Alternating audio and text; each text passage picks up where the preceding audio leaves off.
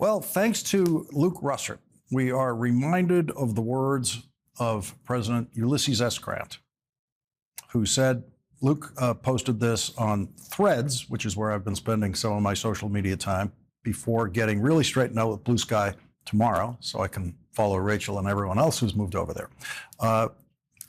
Ulysses S. Grant said, President Grant said, if we are to have another contest in the near future of our national existence, I predict that the dividing line will not be Mason and Dixon's, but between patriotism and intelligence on the one side and superstition, ambition, and ignorance on the other. President Ulysses S. Grant, General Grant, during the Civil War, the war that he won, making that prediction to us. Well, at least civility is back in the White House. Press corps. Tonight, the White House press corps behaved exactly the way they should always behave. But it's the way they only behave with Donald Trump. Reporters were allowed in the Oval Office while Donald Trump was signing an unconstitutional executive order, among other things, and citing pardons for his supporters who tried to beat police officers to death. And reporters asked questions while Donald Trump was doing that. The reporters never yelled. They never even slightly raised their voices. The reporters never talked over each other or interrupted Donald Trump. They allowed Donald Trump to pause as long as he wanted to before answering the question, or in the middle of an answer of a question, just go blank for a while. Performatively, it was actually a calm conversation among adults, which is the way it always should be. It seemed perfectly okay that they took Donald Trump's personal rhythms into account while asking for the questions, and they seemed to understand that his brain wasn't frozen. He was just looking over here at this document when he was in the middle of a sentence, so he stopped talking for a second to try to figure out what he was doing. It all made sense. Stylistically, it made sense, and only stylistically. Substantively, it was completely empty or worse. Donald Trump signed a piece of paper right in front of them that he thinks removes this sentence from the United States Constitution. All persons born in the United States are citizens of the United States.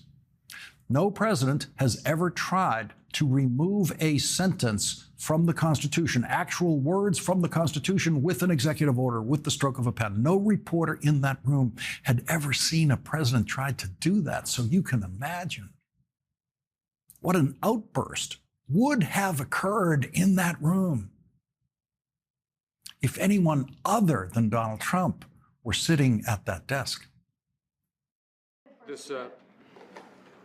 This next order relates to the definition of birthright citizenship under the 14th Amendment of the United States. Good.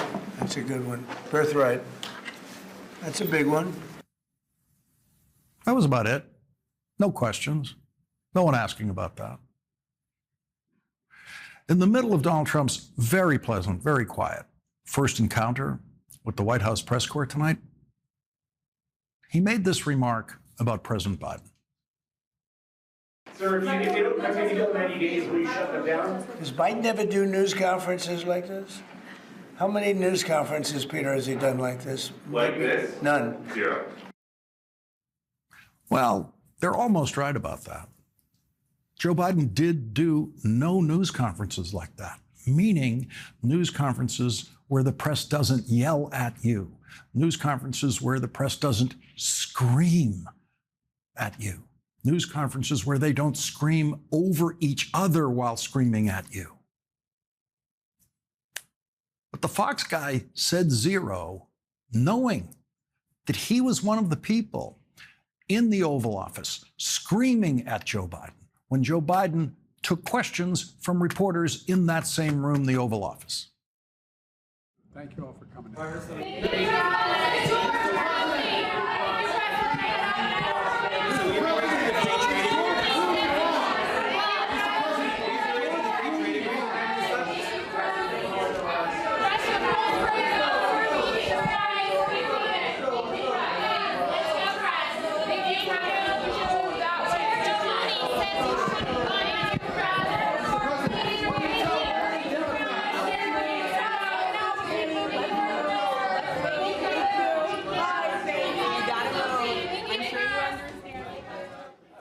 And here's that same White House press corps that was so polite to Donald Trump tonight, across the hallway from the Oval Office in the Roosevelt Room.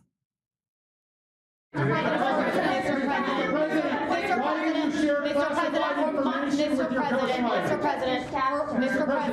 President, why are you confusing the names of world leaders? Thank you, everyone. Thank you very much. The White House press corps never dared to do that to Donald Trump the first time Donald Trump was in the White House, and they will not dare to do that to Donald Trump this time. No matter how outrageous Donald Trump is being right before their very eyes, like trying to repeal a sentence in the Constitution by himself. Donald Trump took an oath at noontime today to preserve, protect, and defend the Constitution of the United States, and not one reporter in that room tonight asked him if he just violated that oath by trying to remove these words from the Constitution. All persons born in the United States are citizens of the United States. So the substance of what reporters will call a press conference by Donald Trump was horrible, horrible on both sides tonight, the Trump side and the press corps side. But stylistically, it was actually the way it always should be. It should always be a calm discussion among adults when a president speaks to reporters in any forum, anywhere. There should never be screaming. But it only works that way, the calm adult way, for one occupant of the White House, Donald Trump. And the White House press corps seems completely oblivious and unembarrassed by this double standard for which Donald Trump is the unique beneficiary. The next president will not get the Trump treatment by the White House press corps. Donald Trump is the only president to pardon people who publicly committed crimes for him. He did that tonight in one document that commutes the sentences of 14 people, but does not actually pardon them, just lets them out of prison. And then, in the same document, Donald Trump pardons every other person who broke the law on January 6th. Every other person who tried to beat police officers to death. Every other person who committed extreme physical violence in the pursuit of trying to kill the Vice President of the United States, according to their own publicly screamed declarations of intent out of their own mouths while they were attacking police officers and trying to get to and kill Mike Pence. Quote, a full, complete, and unconditional pardon to all other individuals convicted of offenses related to events that occurred at or near the United States Capitol on January 6, 2021. He pardoned them all. No one working for Donald Trump examined those cases of people who tried to kill police officers to sort them out of the cases of other people who were not convicted of violent acts, or weren't convicted of any violent acts, but were convicted of lesser crimes. He pardoned all of them. And every one of them committed every one of their crimes for Donald Trump in his criminal attempt to overturn the presidential election of 2020, according to Special Prosecutor Jack Smith. Tonight's pardons by Donald Trump are the final act in what Special Prosecutor Jack Smith described as a conspiracy against the government of the United States, led by Donald Trump, to overturn the presidential election leading up to and on January 6th. History should take these pardons as evidence, if not the final proof, that the people attacking the Capitol, the people beating police officers, the people trying to kill police officers, the people who wanted to kill Mike Pence were all working for Donald Trump that day. Leading off our discussion tonight is Andrew Weissmann, former FBI General Counsel and former Chief of the Criminal Division in the Eastern District of New York. He's an MSNBC legal analyst. Andrew, I want to get your reaction to this. First pardon ever issued by a president who is himself a convicted felon and who was criminally charged for participation in a conspiracy that led to these crimes. Well, first, I have some numbers for you because the Department of Justice on January 6th of this year gave numbers that I think really help put some meat on the bones of what you exactly have been talking about. According to the department, approximately 608 people were charged with assaulting, resisting, or impeding law enforcement agents or officers, or obstructing the officers during the January 6th attack. And of those, as you can see on the board, 174 defendants were charged with using a deadly or dangerous weapon or causing serious bodily injury to an officer. All of those people, all of them, have been pardoned or had their sentences commuted. A small number have it commuted. And it's really hard to see this as anything but an affront on the rule of law. I should note that these defendants who went to trial and were convicted after being given all due process were sentenced by judges who are both Republicans and Democrats in Washington, D.C., judges appointed by Donald Trump himself. And all of those judges viewed this as a serious assault on democracy and said so in pointed language. So this is an assault on democracy. It's an assault on the court system. And it makes sense that it would come from somebody, as you noted, Lawrence, is a convicted felon. Who is in charge in the Justice Department tonight? We know from Marco Rubio was confirmed by the full United States Senate earlier this evening for Secretary of State. So we have a Secretary of State. What's going on in the Attorney General's office tonight? Well, let me first say that what's really going on is, in spite of what Donald Trump had said to Kristen Walker and Meet the Press, that he would leave things to the decision of his Attorney General and his FBI director, that is not what happened today. He made the decision who to pardon, but he also ordered the Department of Justice to dismiss with prejudice all pending January 6 cases. So he made those decisions after saying on air on NBC that he was going to leave those kinds of decisions. So the direct answer to who is in charge of the Justice Department is Donald Trump. Yeah, Andrew, let me just read that to the audience. This is the President of the United States ordering the Attorney General directly to drop cases, in case you were wondering how active he was going to be.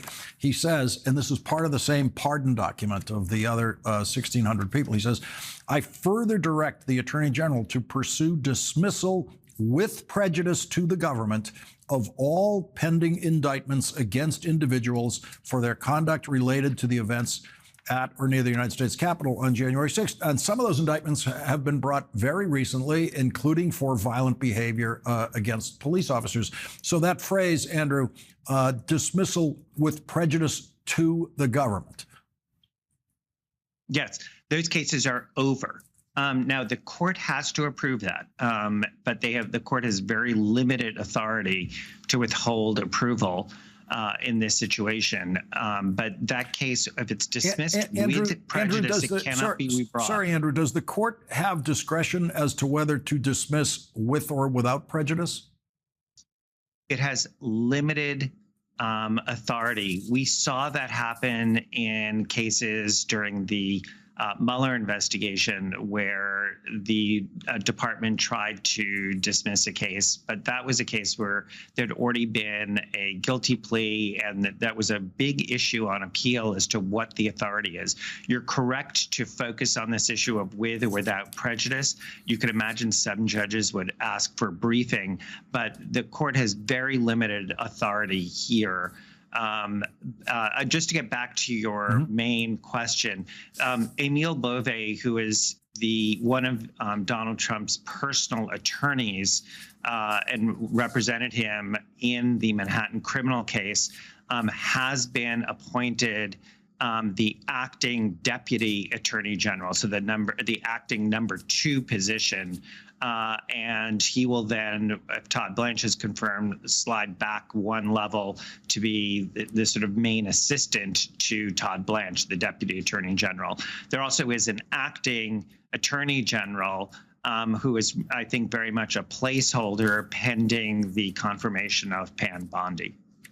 Andrew Weissmann, thank you very much for starting off our discussions. Appreciate it. You're welcome. Donald Trump, with great flourish and to the general lighthearted amusement of the White House press corps, signed a bunch of executive orders tonight, many of which have pretty big holes in them, like the one about forcing all federal workers to show up at their workplace full time, 5 days a week. Seems clear. But here's what it actually says. Heads of all departments and agencies in the executive branch of government shall, as soon as practicable, meaning whenever you want, take all necessary steps to terminate remote work arrangements and require employees to return to work in person at their respective duty stations on a full-time basis, provided that the department and agency heads shall make exemptions they deem necessary. In other words, you have to show up for work absolutely every day, unless some Trump guy says you don't. Joining us now is congressional historian Norm Ornstein. He's an emeritus scholar at the American Enterprise Institute. Also with us, Eugene Robinson. He's an associate editor and Pulitzer Prize-winning columnist for the Washington Post and an MSNBC political analyst. Gene, let me begin with you on this collision of Martin Luther King Day with Inauguration Day as it happens, and your reflections on that intersection. Wow. Well, it gave all of us something to commemorate today, and I thought a lot about Dr. King and you know, his perseverance and the fact that, as Reverend Jackson always says, that he kept hope alive, and I think that's the spirit with which we all should go into this second Trump administration, which is clearly going to be worse than the first Trump administration. This flurry of executive orders was partly just about, you know, the flurry, flooding the zone, but there were outrages. There was another violation of the Constitution, by the way, that you didn't mention, along with birthright citizenship. The Constitution says the president shall take care that the laws be faithfully executed. The TikTok ban is a law. It was passed by Congress, it was signed by the president. It is a law. And President Trump issued an executive order telling the Justice Department not to take care that that law be executed at all, just not to enforce the law. So that's another. Now, this is day one, and I don't think we should expect day 2, day 3, day 4 to be any more in conformity with the Constitution, with our laws, with what we thought of as our democratic system. This is what the voters voted for, and this is what they got. You mentioned Reverend Jesse Jackson. He invited me actually to join him at his annual Martin Luther King Day breakfast in Chicago this morning, which I could not attend because of duties here. Unfortunately, I'm going to talk about that a little bit later in the hour. Norm, your reaction to where we stand at 10:24 p.m. on day one? So a couple of larger points, Lawrence. Gene mentioned flooding the zone. Donald Trump, in his first campaign, in his first administration, had scandal after scandal after scandal, and they wash over each other so that they become almost meaningless, certainly in the coverage of them. The lies, 30,000 in the first term, all the lies today and otherwise, so many of them that they get lost in the shuffle. And the same is true of these executive orders. There are many of them that are going to get very little attention but have a profound impact. I'll mention a couple. We are now withdrawn from the World Health Organization. When you consider who he's going to put in place to deal with healthcare, with pandemics, sharing information across countries, we're in big trouble, and that is going to wash over us, at least for a long time. The withdrawal from the Paris Climate Accords. And then we've got, of course, all of the ones that are related to immigration, some of which we have to remember. When he says that cartels are now a terrorist organization, it is giving him free rein to invade Mexico and bomb it or send troops in, along with what is the absurd process of saying that people who want to come here have to stay in Mexico. Mexico doesn't have to go along with that. We're declaring war on Mexico, not to mention the tariffs. As he said today, he would declare war on Panama. And then we have all of the other actions, some of which are just simply not even going to be registering. How many can you put on the front page of the paper? And I want to mention one thing related to the last discussion. All of these people, the 1,600 who were pardoned, and I haven't seen a single police organization step up and say how horrible this is. But watch out for having a vigilante force. These people will become a private army for Donald Trump. And the pardon power that has already been exercised could be used again. He is immune. He could tell all of these others, the Proud Boys, the Oath Keepers, the others who are engaged in this and more, do whatever you want, I'll pardon you. So we're headed, I think, for even worse times than we imagined, even with that pretty shocking inaugural address and the conversations he had after them. Gentlemen, I have to interrupt for our traditional camera cut on inauguration night to the president arriving at the inaugural ball in Washington, where this is normally about the time that this kind of thing happens. The dance of the presidential couple. Gene, as we go forward with this day one, what are you anticipating?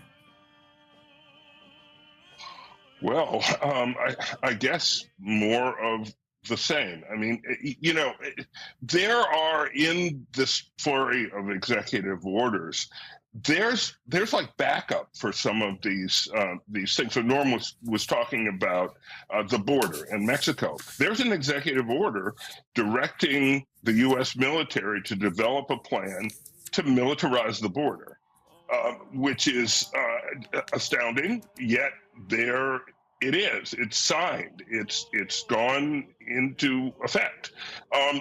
We are going to see in the next few days, I think, an exercise of executive power that far overreaches where executive power really stops, and that goes in all sorts of dangerous and toxic directions. And again, this is what he said he was going to do. So I don't think we should be surprised. I think we should go back and listen to what Donald Trump said he would do in a second term as president, and we should expect all of that and more. We wait until his cabinet gets in office and see what RFK Jr. does if he gets confirmed. See what Pam Bondi does when she gets confirmed. See what Pete Hegseth does. He cleared a committee today, so presumably he's on the way to confirmation as well as Secretary of Defense. This will be incredibly damaging, not just to the federal government, but to the nation, I fear. And again, this is what he said he was going to do. This is people voted for him, and this is what we're going to deal with the next 4 years. Melania Trump has finished dancing, but Donald Trump has not. We left him on the stage dancing with someone else at that point. Norm, one of the very politely asked questions in the Oval Office tonight was, will you, based on your point about the drug cartels or terrorist organizations, he was then asked, therefore, would you send special forces into Mexico to get them?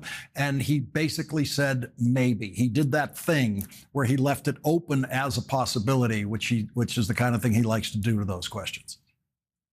You know, we're going to see, I think, some pretty awful things happen in our international relations. But we also have to keep in mind that all of the discussion of Panama, the lie after lie after lie about 38,000 Americans being killed in the building of the canal, was 5,600, about the Chinese running it, about charging Americans more, about threatening to go into Panama. Remember that Donald Trump has business interests in Panama, and they're being investigated for graft, for other kinds of issues, for taxes. And this is an administration of grift. The Bitcoins, the attempt to gain, talking about Gaza as a place where he can now dream of putting up hotels.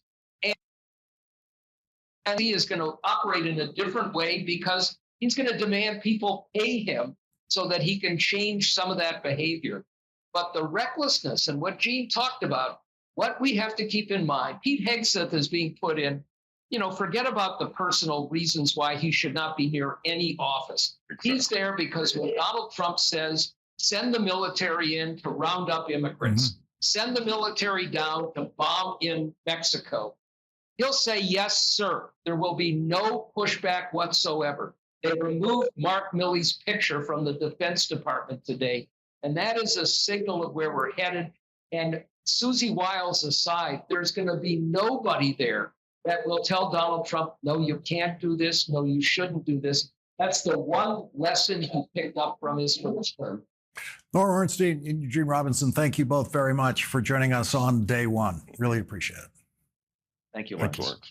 Coming up, we'll show you some of President Biden's last half day in the presidency, and we'll show you some remarkable video of President Biden in the Oval Office after our interview on Thursday when he described his memories about some of the things in the office and his experiences in the Oval Office with other presidents. You don't want to miss that. That's next.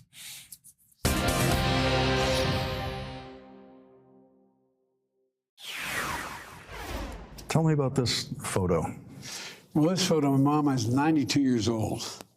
And my mom was one of those women who all my friends kind of wish she was their mother. No, I'm serious. Yeah, not I know. Too. Like, we had mothers like that in my neighborhood. That's right. That was President Biden showing me around the Oval Office Thursday evening after our interview. We'll show you more of that video in just a moment. After President Biden's last half day in the presidency, he spoke to the White House staff before boarding the presidential aircraft known as Air Force One only when the president is on the plane for his final flight out of Washington. Wow. Folks, came to thank you. You know, I don't think we could have done anything. I know we couldn't have done anything we did without you. Kamala and Doug and members of the cabinet, all the staff that's here, all across all the agencies, and friends, supporters. Jill and I are forever grateful to you. I mean that. We're genuinely grateful. And we chose the best damn team in the world. You are. Here's more of my chat with President Biden in the Oval Office on his last Thursday in that office last week. That's election night 2008? That's the 2008. So my mom, she grabs his, look at the smile on his face. Oh, yeah. She's holding the president-elect's hand and the vice president-elect's hand. I forget the hotel, but we were on the 23rd floor, and his kids were on the 24th floor, waiting for the results, whatever it was. We were one floor apart. And my number 2 and 3 granddaughter are his number 1 and 2 daughters' best buddies. They went to school from 4th grade on, and they still see each other a lot. And so, anyways, what happened was that I had gotten a call when Barack beat me like a broom when I tried to get the nomination. In the primaries. In the primary. Yeah. So I'm riding home one night, going home. I'm getting through the Baltimore Tunnel, going back to Delaware. My phone rings. It's Barack, and to paraphrase him, he said, "Joe, I want to do a background check on you." I said, "Barack, I don't want to be vice president. I don't want to be vice president." And he said, "Well, it's only," and he finally said, "That's only you." And I said, "Barack, I don't want it." He said, "Go home and talk over your family." He knew my family. And so my mother, we sat down, and my dad had passed away. My mom had moved in with us by then. And we're sitting in the back porch, and it's in the middle of August. And I turned to Joe. I said, "What do you think I should do?" She said, "I think you should do it." I said, "Really?" She said, "If you don't, he'll ask you to be Secretary of State, and you'll be away all the time."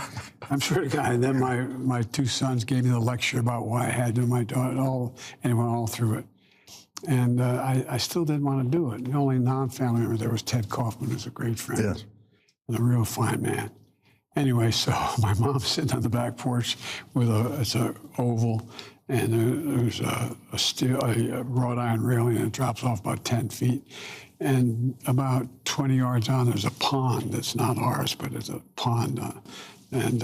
So my mom's sitting there, she hadn't said a word. And I walked over and I said, "What do you think I should do, honey?"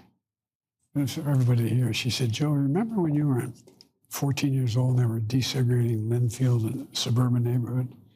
And I told you not to go down there because people were protesting. You went down, and they brought you back because you were standing on the porch with a black family?" She said, "Yeah, Mom, I remember that, but what?" They brought you home because they were worried about you? I said, "Yeah."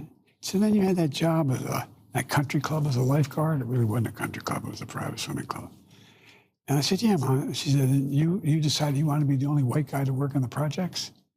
And you were the only white guy that worked as a lifeguard with 12 of them for a couple of years? I said, "Yeah, Mom, I just wanted to get to know what's going on." She said, "Let me get this straight." She goes like this. The first black man has a chance to be president. I asked you, you told me he's really smart, honorable, and tough. And he needs you to help him win, and you told him no? I swear to God. That's what that picture. So now they say the next president and vice president of the United States, and my mom grabs his hand, and look at his face. She goes, "Come on, honey, he's going to be okay." Yeah. You weren't even supposed to go out. Oh, that's right. Yeah. You weren't a part of that. No, my mom. I remember her. Do you remember your first time in this room? I think during I did. Carter administration, or? I came in here, I think the first time I came in this room was, I guess it was, maybe it was Nixon had been gone, but I came in here, I can't remember why, but I came through the White House when he was president. But then I think maybe the first time I was in here was, many times the time was Ford, but but I came in here, by the time Reagan was president, I was here. Matter of fact, Reagan was supposed to be losing it, at the end. And we beat a Supreme Court nominee who was very controversial, and I led the fight to defeat him and Bork. And so I got a phone call from Reagan, said, "Can you come down and talk about what you want to do, what we're going to do on the Supreme Court?" After you beat him? After we beat him, okay? So I came down, and remember Howard Baker was a good friend. And he was his chief of staff. And so Reagan always sat in the chair on that side. Most presidents sit in the chair on this side. So I'm sitting in the chair on that side, and the chief of staff's on the couch there. And he said, "Who do you want, Joe?" And I said, "Mr. President, ours isn't to propose. Ours is to suppose. You tell me, and I'll tell you what the honest chances are." And so long story, but about 5 minutes later, he takes that card out of his pocket. He has 10 names on it. And he reads off the 5 for the first 3 or 4 most conservative members. I said, "I think they'd have real trouble, Mr. President." And he gets down to the 4th or 5th one, he said, so-and-so. Supreme Court, California. And I said, well, based on what I know about him, he's a pretty mainstream guy. I think he'd have a shot. He said, meet your form. I said, Mr. President, I don't know that. And he kept saying that. So I kidded with Howard. I said, Howard, tell him. And so next thing you know, Reagan says, you got a minute, Joe? And I kiddingly said, I'm really busy, Mr. President. He takes me by the hand, walks me, there's a coffee table usually there, walks me to that door, opens the door, and he said, he's with you. And I'm just standing there the whole time. Wow, that's amazing. You know, my first time in this room was with President Clinton when we were working on a tax bill. I was up here with Chairman Moynihan, and we were struggling with a piece that we couldn't get. And so it was the most difficult kind of meeting, because it was reporting to him, we don't have the votes. He's going to have to change his mind, which he did, and did very smoothly. It's the kind of most difficult kind of session you could imagine having, or I could imagine having in here. But I remember every time I've walked through a door into this room, every time. It absolutely never gets old. I'm obviously going to remember this. For you, did this become the place you go to work? Did you get to sit down here and just feel? Well, I guess because I had been here so many times as chairman of Foreign Relations and chairman of Judiciary, but it still kind of blows you away when you come in here. Yeah. It's, you know, like, for example, when I walked in the first time, the incoming president you're supposed to be out here by 10 or 11 on the 20th when you're the incumbent leaving, and you're not supposed to come in until 3 or 4 or whatever it is, as you know. Yeah. And so, but he never was around, so it didn't matter what time. Right. Anyway, we came in, and I knew we were going to be backed up. I asked my brother Jim, has better taste than I do. I said, look, the only thing I know I want is a Resolute desk and a blue rug. And I want a bust of the two heroes I had as a kid, as a young elected. And that was with Bobby Kennedy's on that and Martin Luther King. So I want to be able to see them. That was it. So I come walking in the day we're going to become, to take over the office. And I'm standing by the desk, and John Meacham my brother had called John for advice on. And so we're standing, I said, Roosevelt. I said, I admire him, but why Roosevelt? Meacham spoke up and said, because paraphrasing, no one has ever inherited an economy more out of shape than he did, than you. So that's wonderful. Yeah. And I said, and over there's Lincoln. So why Lincoln? He said, because the nation's never been as divided since the Civil War. I said, I'm getting the hell out of here. Anyway, that was the first time I was in here. And Mr. President, I'm getting the signal to get out of here. Thank you very, very much for every minute of this. Really appreciate it. Thank you. And coming up, the question we should all ask ourselves on January 20th, Martin Luther King Day, but especially this January 20th. That's next. It's much easier to integrate a lunch counter than it is to guarantee an annual income, for instance, to get rid of poverty for Negroes and all poor people.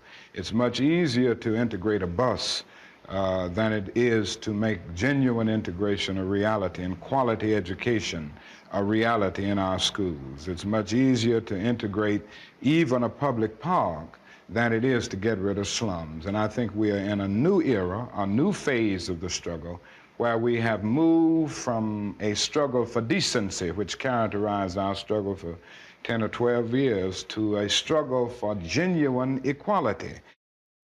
On this Martin Luther King Day, the Reverend Jesse Jackson invited me to join him this morning in Chicago for the annual Push for Excellence Dr. King breakfast. But since I had to be here in our New York headquarters for our Inauguration Day coverage, I couldn't join Reverend Jackson, who honored me with an award today at the breakfast for the work that I do with the Kind Fund, a partnership I created with MSNBC and UNICEF to deliver desks to schools in Malawi and provide scholarships for girls to attend high school in Malawi. The Kind Fund does have a personal linkage to Martin Luther King through a dear friend of mine who was a dear friend of Dr. King.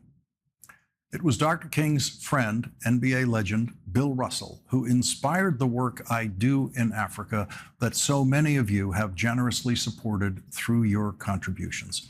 I got to call Bill Russell a friend and accompanied him to the White House when President Obama gave him the Presidential Medal of Freedom, thanks entirely to my long friendship with his daughter, Karen Russell, who Bill Russell always introduced as my daughter, the Harvard Law School graduate.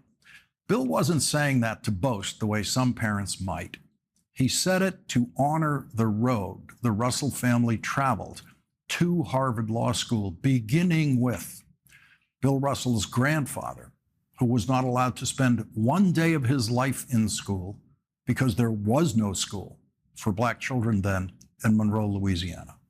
And Bill's father, who only made it to 6th grade, but watched his son Bill graduate from college and become an NBA champion. And so when Bill Russell told you that his daughter graduated from Harvard Law School, he always had his grandfather and father in mind. When I began doing my program here at MSNBC 14 years ago, it was Karen Russell who delivered the Russell family message to me. She asked, "What are you going to do with the show?" And I started talking about the guests I hoped to get on the show, like Reverend Jackson. And she stopped me and she said she wasn't asking about a TV show. She explained that her father always asked newly arrived NBA stars, "What are you going to do with it?" Meaning, what are you going to do with all the attention you can now command? What are you going to do with it? What Bill Russell did with it was march with his friend, Martin Luther King Jr., and so much more for the rest of his long life. I understood exactly what Karen Russell was asking me, but I didn't have an answer, and I didn't look for an answer.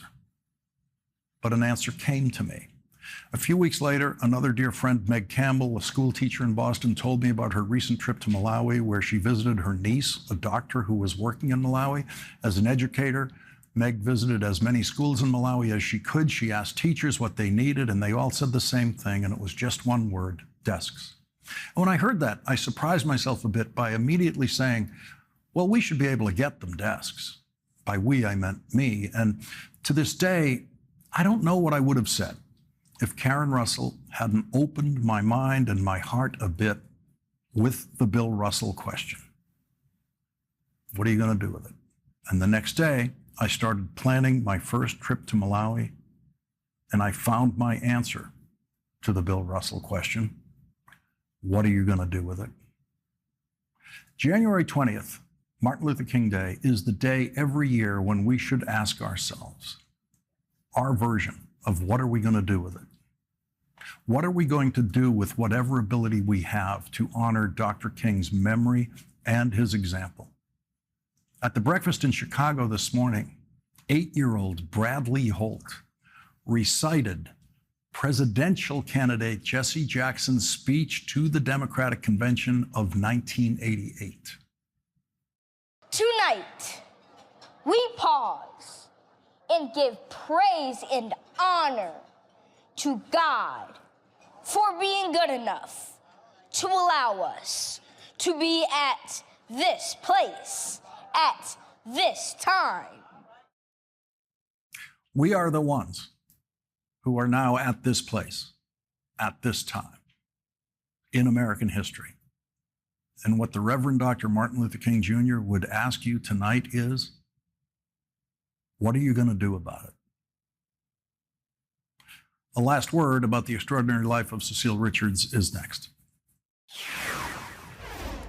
At 9:44 a.m. today, the family of Cecile Richards, the longtime Planned Parenthood president and a frequent guest on this program, released this announcement, saying, "This morning, our beloved Cecile passed away at home, surrounded by her family and her ever-loyal dog, Ollie. Our hearts are broken today, but no words can do justice to the joy she brought to our lives." Cecile Richards was 67 years old. She suffered from glioblastoma, the aggressive brain cancer that took President Biden's son, Beau. That is tonight's last word.